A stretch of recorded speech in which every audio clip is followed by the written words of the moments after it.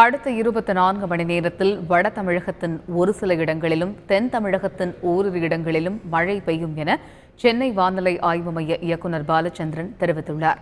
கடந்த 24 மணி நேரத்தில் மேற்கு திசை காற்றின் வேக மாறுபாடு மற்றும் வெப்பச்சலனம் காரணமாக தமிழகத்தில் மழை பெய்துள்ளது என்றும் சென்னையில் 8 சென்டிமீட்டர் மழை பதிவாகியுள்ளதாகவும் வானிலை ஆய்வு மைய இயக்குநர் பாலச்சந்திரன் தெரிவித்துள்ளார். வரும் 3 நாட்களுக்கு தமிழகத்தில் மிதமான மழை பெய்யும் என்றும் அவர் தெரிவித்துள்ளார்.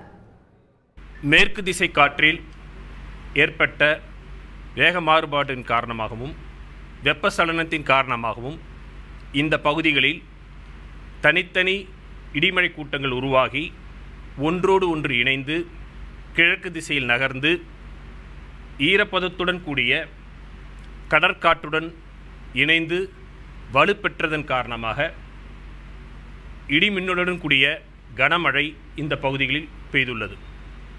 அடுத்து வரும் 24 மணி நேரத்தை பொறுத்தவரையில் வட தமிழகத்தில் ஒரு சில இடங்களிலும் தென் தமிழகத்தில் ஓரிரு இடங்களிலும் மழை அல்லது இடியுடன் கூடிய மழை பெய்யக்கூடும்.